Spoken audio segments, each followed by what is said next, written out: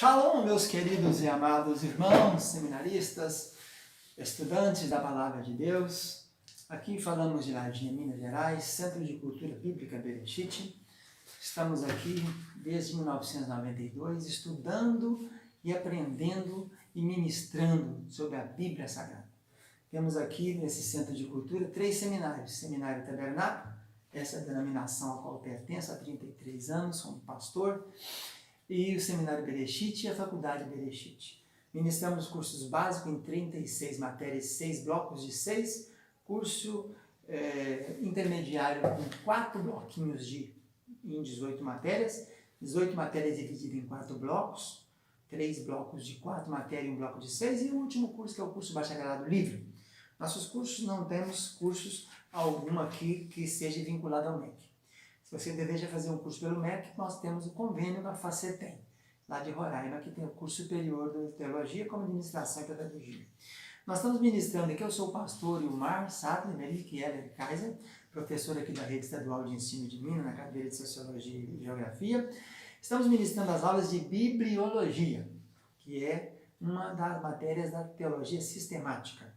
Na aula primeira falamos sobre a tradução, dando uma pincelada geral no que vamos tratar aqui.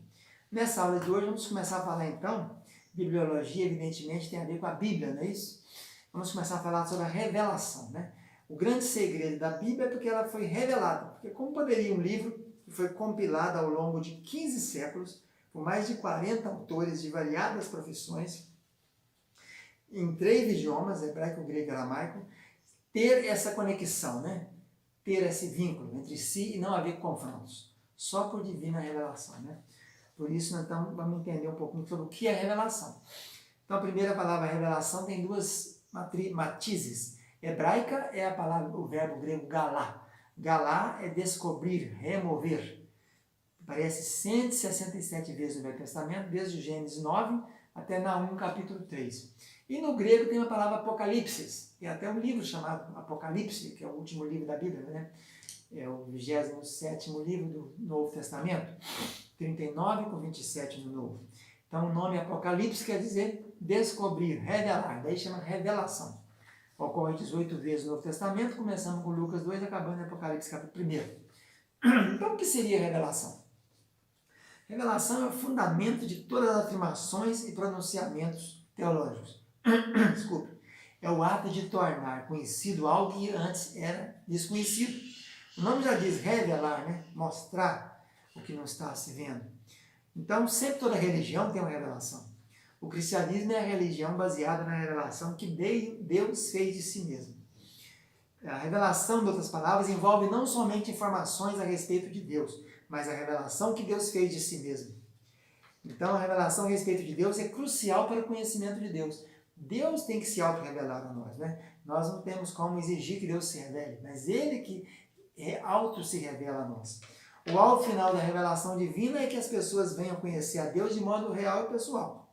Essa definição de revelação divina incluiria a reflexão e a inscrição, registrar a revelação de forma escrita, pelos escritores inspirados. Eles receberam aquele sopro de Deus e escreveram.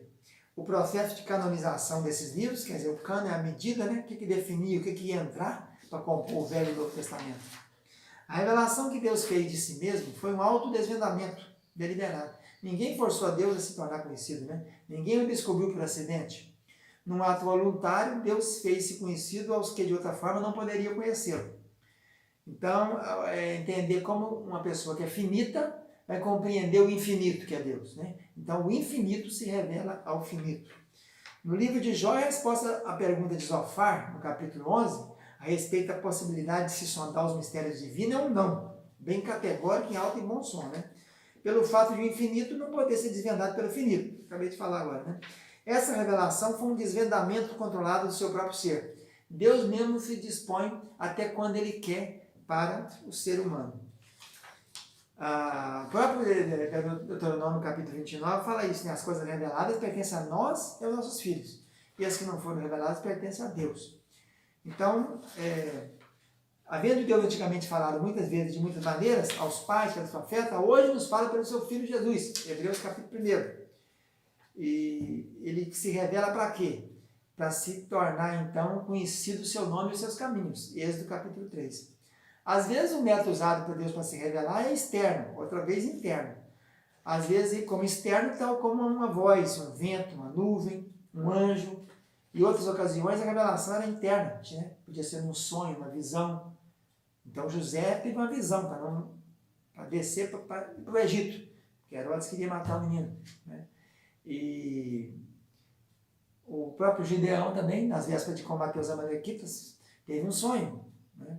Ou ele desceu até o local, ele não teve sonho, quem teve sonho foi o guarda que estava no acampamento, que contou o sonho, né? De um pão de cevada rodando. Então Deus determina o local e as circunstâncias da sua revelação. Tem hora se revelou no Éden, revela-se no deserto de Midian para Moisés, no Santo Sinai com a lei, revela-se nos palácios, nos campos, nas prisões. Deus determina até mesmo quem receberá a sua revelação, quer se trate de pastores, de reis, de pescadores, de sacerdotes. O conteúdo da revelação divina é aquilo que Deus queria que fosse comunicado. Nada mais, nada menos do que isso. O Deus da Bíblia é totalmente determinativo no tocante à revelação. Ele sabe muito bem o que vai falar, para quem falar, né? Ele se revela em termos de relacionamento pessoais também, e se identifica por designativos, tá, como pastor, amigo, guia, rei, né? Essa revelação é relacionada pela comunicação pessoal. A revelação de Deus é uma expressão da graça divina. Graça é favor imerecido. Ele que deliberadamente quer fazer isso por nós, né? Deus se deu a conhecer aos seres humanos visando o próprio bem destes, para nosso bem mesmo, para nossa alegria, né? O maior privilégio do ser humano é poder conhecer a Deus e glorificá-lo e desfrutá-lo para sempre de sua presença. A revelação de Deus, ela é redentora em seu caráter. Já se revela com esse fim, né? De achar uma solução para o pecado que Adão havia cometido no Éden. A dádiva suprema que Deus oferece à raça humana é o convite para que todos o conheçam pessoalmente. E Paulo diz isso em Filipenses 3, pelo qual sofri a perda de todas essas coisas e as considero como esterco, para que possa ganhar a Cristo Jesus. Precisamente a revelação divina visa o benefício do homem. Não ousamos obscurecer o seu conteúdo informativo, além de informar, né? Mas ela quer no final beneficiar o homem. Nem pensar erroneamente que a revelação divina outorga a salvação automática de quem a possua. Ouvir as boas novas reveladas por Deus não nos redime automaticamente, né? Redenção só através do seu Filho Jesus, que ele também enviou para que cumprisse aquela profecia dada lá no Éden. Então nós temos aspectos de sua pessoa e de seu propósito que Deus optou por não tornar conhecidos. Deuteronômio 29, o texto que eu citei agora há pouco, Jó 36, Salmo 139, fala da sondagem, Senhor, tu me sondas e me conhece, Romanos 11. As bibliotecas estão cheias de explicações acerca da autorrevelação de Deus, mas não se deve considerar que tais dissertações, teses, etc., acrescenta algo à sua revelação. É exemplo de João Batista.